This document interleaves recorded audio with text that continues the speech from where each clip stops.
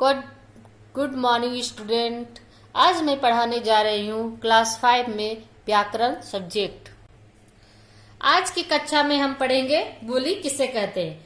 बोली एक छोटे क्षेत्र में बोले जाने वाली भाषा का रूप स्थानीय नहीं होता, इसे बोली कहते हैं। यह किसी क्षेत्र के निवासियों द्वारा मौखिक रूप से अपने विचारों के आदान प्रदान का साधन होती है।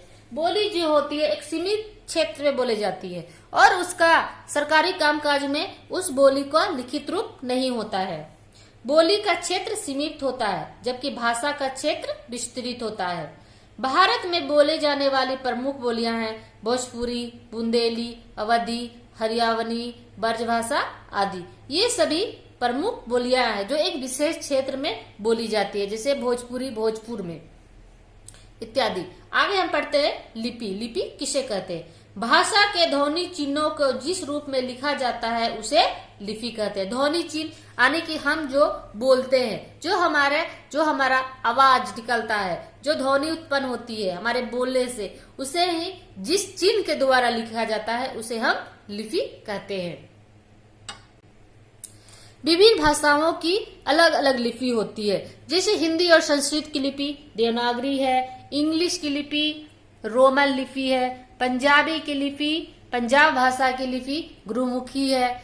इसी तरह अन्य भाषाओं की लिपियां भी अलग अलग होती है। ये देखिए आप, इसमें यहाँ पे आपका दिया हुआ है।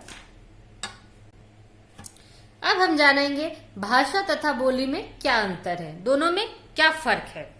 भाषा तथा बोली के प्रमुख रूप से निम्नलिखित अंतर पाए जाते हैं। पहला, भाषा का क्षेत्र विस्तृत होता है जबकि बोली सीमित क्षेत्र में बोली जाती है।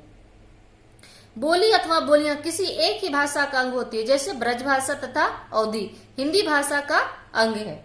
बोली का प्रयोग बोलचाल में अधिक व साहित्य में कम होता है, जबकि साहित्य की रचना प्रमुख रूप से भाषा में ही होती है। भाषा का संबंध व्याकरण से होता है जबकि बोली का व्याकरण सम्मत होना आवश्यक नहीं होता है।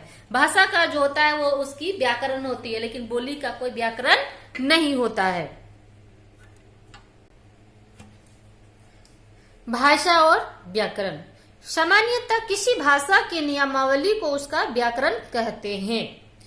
आप व्याकरण की परिभाषा आपको बहुत अच्छे से बताई गई है। देखिए, व्याकरण वह शास्त्र है जिसके अध्ययन में हमें भाषा के शुद्ध अशुद्ध रूपों का बोध होता है। व्याकरण भाषा के सही रूप को मानक रूप देकर उसे सर्वमान्य व स्थायी रूप प्रदान करता है। अर्थात व्याकरण वह शास्त्र है जिसके माध्यम से हम किसी भी भाषा को शुद्ध पढ़ना लिखना और बोलना सीखते हैं, उसे हम व्याकरण कहते हैं।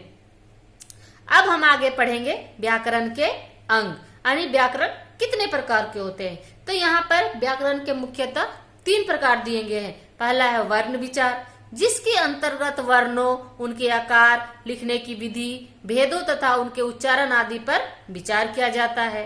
दूसरा है शब्द विचार, इसमें शब्द, उनके भेदों, उनकी व्युत्पत्ति, मेल तथा रूपांतरण आदि का विचार किया जाता है। और तीसरा है वाक्य विचार। व्याकरण के इस अंग में वाक्य भेद, वाक्य विश्लेषण, वाक्य रचना तथा विराम चिन्हों आदि पर विचार किया जाता है। तो ये आज हमने आपको बताया बोली और व्याकरण। तो आपका आज का होमवर्क है बोली, लिपि, व्याकरण और व्याकरण के अंग की परिभाषा लिख करके उसे याद करना है। Thank you.